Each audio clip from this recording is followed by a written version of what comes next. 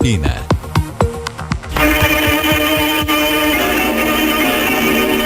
Cuando la noticia se produce, Caracol se la comunica. ¡Extra! Ofrecemos en Caracol un boletín extraordinario de última hora. Urgente. Acaba de ser tomada la Corte Suprema de Justicia.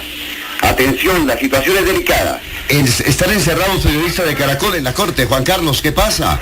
Sí, es una balacera de vecinos que se presenta cerca de las instalaciones de la Corte Suprema de Justicia en el Palacio de Justicia en la Plaza de Bolívar. Guillermo Franco Fonseca en la Plaza de Bolívar. Sí, ya vi, me encuentro acá a escasos metros de la entrada principal del Palacio de la Corte.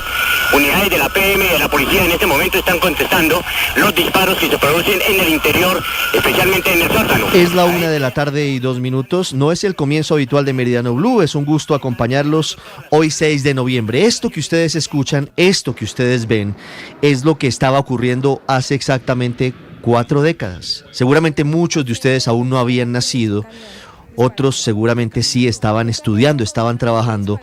Este hecho que estaba en desarrollo hace 40 años marcó la historia de Colombia. Dolorosamente la marcó con más de 100 muertos, con más de 11 desaparecidos.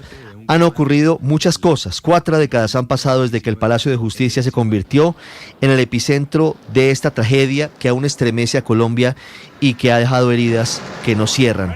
Entre el 6 y el 7 de noviembre de 1985, el país fue testigo, en vivo y en directo en gran parte porque hubo censura, de una de las jornadas más oscuras de su vida republicana, la toma del Palacio por parte del M-19 y la posterior recuperación por parte del ejército, con evidentes y flagrantes violaciones a los derechos humanos. Hoy, 40 años después, escuchamos a las voces de los sobrevivientes. En segundos, escuchamos a los familiares de las víctimas, rendimos homenaje a los testigos del horror, cuyas voces se alzan no solo para recordar, sino para exigir verdad y justicia, porque el tiempo no borra las llamas que devoraron todo el palacio, ni el eco de los disparos que silenciaron a los magistrados, a los empleados, a los visitantes y a los guerrilleros.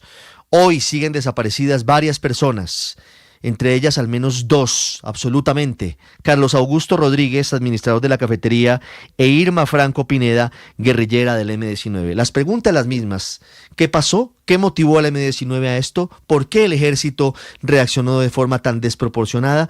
Y un llamado, como siempre, a nuestros líderes a que depongan los intereses políticos y condenen sin ambajes lo ocurrido hoy hace 40 años. En segundos, información especial desde el Palacio de Justicia, desde la Catedral Primada de Colombia. Antes, un rápido resumen de otras noticias del día. Voy a los juzgados de Palo Quemado, Cali La Peña, que está pasando a esta hora en la audiencia en la que se define si es enviado o no a la cárcel Juan Carlos Suárez, señalado como uno de los asesinos, uno de los presuntos asesinos del joven Jaime Esteban Moreno Jaramillo el pasado 31 de octubre, víctima de una brutal agresión en el sector de Chapinero, en Bogotá. Kalila, ¿qué pasa a esta hora en la audiencia? Ricardo, se planteó una pausa y a las 2 de la tarde continuará la intervención de la defensa. Por ahora, la Fiscalía solicitó enviar a la cárcel a Juan Carlos Suárez, al ser un peligro para la sociedad, y argumentar que su actuar constituye hechos indicadores de su falta de respeto por la autoridad. Escuchemos lo que dijo la nueva fiscal sobre la agravación del delito. Un mensaje doloroso de que la intolerancia y la ira momentánea pueden destruir familias enteras. Por todo lo anterior, señor juez, es que la Fiscalía considera que efectivamente aquí se tiene dada la gravedad de la conducta. Respecto de la modalidad, se tiene que ser eminentemente dolosa, dolo directo, con clara y contundente intención de matar. El abogado de las víctimas describió a Jaime Esteban como un joven ejemplar y apoyó la detención intramural contra Suárez por el riesgo de no comparecencia y el riesgo que supone si es dejado en libertad. Ecopetrol prepara nuevas acciones legales para frenar la posibilidad de embargo a Reficar por parte de la DIAN. Marcela Peña. Juan Camilo, la situación es tan crítica hoy que no exagero al decirle que en Ecopetrol están prendiendo velitas para que la justicia evalúe rápidamente la tutela con la cual Ecopetrol pretende frenar los embargos de la DIAN a Reficar, que podrían, entre otras cosas, paralizar la operación de la refinería. Pero no es la única acción legal.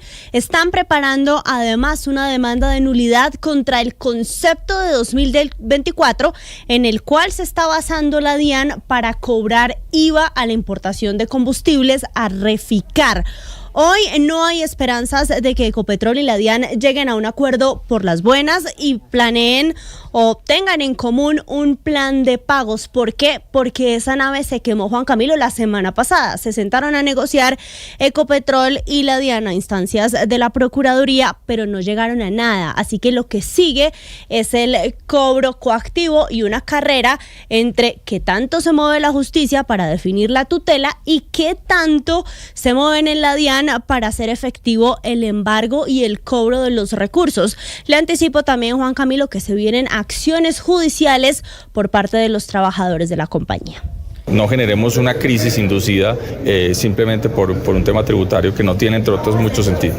Esta era la voz de José Ignacio López, el presidente de ANIF, uno de los muchos que han levantado su voz de protesta. En este caso también lo hizo la USO, quien está anunciando distintas movilizaciones y acciones para frenar lo que consideran es una estrategia del gobierno de Gustavo Petro para asfixiar a la gallinita de los huevos de oro. Y hablando de Ecopetrol, como si le faltaran líos a la petrolera estatal, el presidente de Ecopetrol, Ricardo Roa, no irá como testigo en el juicio contra Nicolás Petro en su rol, recuerden, como exgerente de la campaña Petro Presidente. Vamos a Barranquilla, Ingel de la Rosa.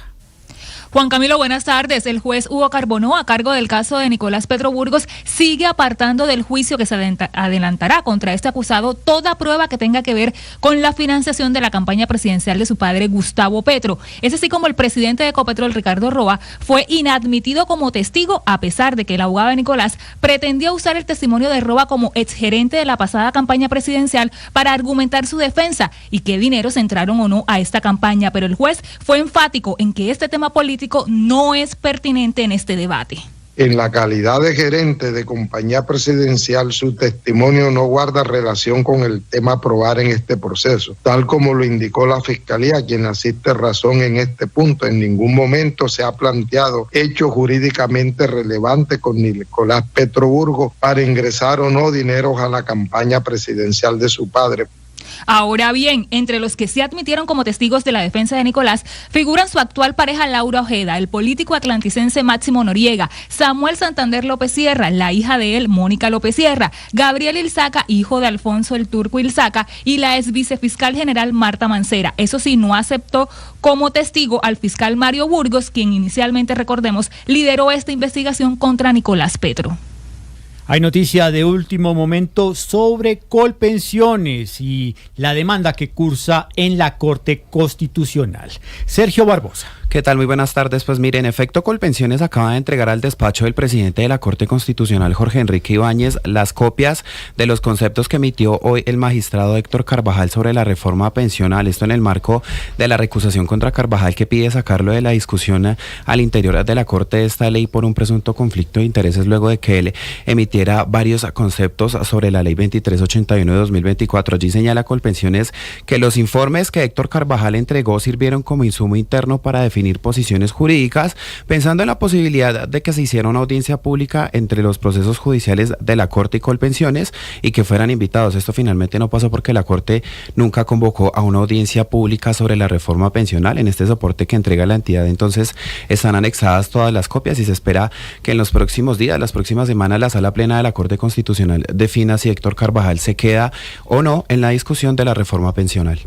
Y hablando de reformas, de las petroreformas, hablemos de la intención del gobierno de subir el salario mínimo. Marce Peña, señor, ¿en cuánto está el salario mínimo? 1.423.500 sin subsidio de transporte. Pero yo hago cuentas, 1.423.500. Sin subsidio, ¿no? Sin subsidio. Si usted tiene subsidio son 200.000 pesos más, o sea, 1.623.500 pesos. El ministro del Interior / canciller / ministro de Trabajo / ministro ministro de Hacienda, Armando Benedetti, propone 1.800.000, pero ese 1.800.000 completico o con subsidio de transporte. No, pues donde no tenga el subsidio llegamos a salario mínimo de 2 millones de pesos. Uno esperaría que sí, pero no lo aclara en el video. Esto no le gusta a los empresarios. Pues no creo que les guste ni poquito. Acuérdese que ya incluso antes de que saliera ese video, Fenalco había dicho, el gobierno ya decidió qué va a hacer con el salario mínimo, no tiene sentido que nos sentemos a perder el tiempo en una mesa de negociación. ¿No le gustó tampoco al ministro de Trabajo que está en esa mesa de negociación? Pues por lo mismo. Dígame que otro empresario se le va a sentar si ya se sabe la cifra, pues ¿qué le van a decir los otros empresarios? ¿Sabe a quién sí le gustó? ¿Al presidente? Al presidente de la República. Obviamente. Mostró su apoyo a ese aumento del salario mínimo a 1.800.000 pesos. Nos cuenta más Caterina Ávila. Lo hizo respondiendo a Luis Fernando Mejía, director de Fedesarrollo, quien aseguró que un alza muy por encima de la inflación ejercería presiones importantes en los precios. El mandatario pone una vez más la responsabilidad en el Banco de la República por no bajar las tasas de interés, dice él, como lo pidió su gobierno. El presidente agregó, abro comillas, esa actitud desactiva el crecimiento económico y el empleo. Por tanto, el gobierno debe construir para mitigar el daño instrumentos de reactivación económica. Según el presidente, son 3: el incremento del consumo de los hogares, por tanto, mayores ingresos reales, en donde entraría el salario mínimo, como lo anunció el ministro del Interior, Armando Benedetti, aranceles inteligentes para impulsar empleo y crédito desde el Estado para la actividad económica de la economía popular agraria, agroindustrial y manufacturera. En noticias de Bogotá, acaba de ser notificado el proceso de desalojo de la comunidad en Vera de la UPI de La Rioja. Nicolás Rodríguez. Juan Camilo, sí señor, pues mire, ayer se conoció ese documento en el que el IDIPRON dice que es necesaria la salida inmediata de la comunidad indígena en Vera que permanece sobre la UPI La Rioja porque hay un riesgo inminente tanto de caída sanitaria y de seguridad de esta estructura. Hablamos precisamente hace algunos minutos con el secretario de Gobierno, Gustavo Quintero, quien aseguró que por lo menos esta comunidad no será reubicada en otro sitio, que se les ha brindado ayudas como por ejemplo la manutención o más bien ayudas económicas para algunos arriendos por lo menos por 9 meses, como lo confirmó el alcalde, y que se van a citar a algunas audiencias para lograr una conciliación y explicarles en qué consiste esa notificación. Dice el secretario que si esto definitivamente no sucede en estas 2 etapas de audiencia, definitivamente se hará el proceso policial para desalojar a más de 300 indígenas que por lo menos permanecen en este sitio de la UPI La Rioja. Eso mencionó el alcalde, el secretario de Gobierno, Gustavo Quintero. Con esa querella arranca el proceso policivo. Vamos a citar a una audiencia muy pronto, entre el viernes y el lunes de la otra semana, donde se escucha cada una de las partes, los argumentos, nosotros explicamos esto, escuchamos lo que ellos tengan para decir e intentamos una conciliación. Si no hay conciliación en la primera audiencia, se cita una segunda audiencia. Y si eso no sucede, es muy probable que entonces por proceso policivo, por decisión de inspección, se haga entonces ese desalojo, Juan Camilo, y el alcalde Carlos Fernando Galán también hace algunos minutos confirmó que estas ayudas económicas sí están disponibles para quienes quieran acceder, pero definitivamente, por lo menos por parte de los líderes, no hay disposición de salida. A la 1:14 p.m, recorramos el mundo a través de la información con César Moreno. Buenas tardes. El tifón Kalmaegi tocó tierra en la costa central de Vietnam, ya devastada por las inundaciones y lluvias récord que causaron la muerte de al menos 47 personas y donde además miles de habitantes tuvieron que ser evacuados de las zonas en la trayectoria de este ciclón. Kalmaegi causó una estela de destrucción en Filipinas también, dejando más de 140 muertos y 127 desaparecidos tras provocar devastadoras inundaciones. Kalmaegi es hasta ahora el tifón más mortífero registrado en el planeta en este año. Y a propósito del clima, el secretario general de la ONU, Antonio Guterres, en la cumbre de líderes de la COP30, la cumbre del clima en la ciudad brasileña de Belém, dijo que el mundo ha fracasado en el objetivo de limitar el calentamiento global a 1,5 grados Celsius. This is moral failure and deadly negligence. Meanwhile, the climate crisis is accelerating. Let us be clear, the 1.5 degrees limit is a red line for humanity. Guterres criticó que demasiados dirigentes siguen siendo rehenes de estos intereses de los combustibles fósiles. Por su parte, el anfitrión Luis Ignacio Lula da Silva alertó que fuerzas extremistas fabrican mentiras para obtener rédito electoral y degradar el medio ambiente. Acelerar la transición energética y proteger la naturaleza são duas maneiras mais efetivas de conter o aquecimento global. El presidente de Chile, Gabriel Boric, acusó a Donald Trump de mentir sobre el cambio climático y pidió poner a la ciencia y la evidencia científica en el centro de las decisiones. El presidente de los Estados Unidos en la última Asamblea General de la ONU dijo que la crisis climática no existe y eso es mentira. Y debemos ser capaces de reivindicar el valor de la ciencia y de los hechos. Mientras que el viceprimer ministro chino Ding Xuexiang aseguró desde esta cumbre por el clima que el mundo debe eliminar las barreras comerciales y garantizar la libre circulación de productos ecológicos de calidad para frenar el cambio climático. En Oriente Medio. Frente norte de guerra, el ejército de Israel escaló sus acciones en el Líbano, donde ha efectuado múltiples bombardeos que se extienden por buena parte del sur de ese país. Los ataques, especialmente intensos al este de la ciudad libanesa de Tiro, han provocado un muerto y 3 heridos, y según los israelíes, los objetivos son zonas controladas por el grupo terrorista Hezbollah. Y por último, la veterana demócrata Nancy Pelosi, la primera mujer que presidió la Cámara de Representantes de Estados Unidos, anunció que dejará la política en las próximas elecciones. Thank you, San Francisco, for trusting me to be your voice in Congress. May God bless you. May God bless the United States of America. No buscaré la reelección al Congreso en las elecciones legislativas del 2026, dijo Nancy Pelosi, demócrata de 85 años. 1:17 p.m.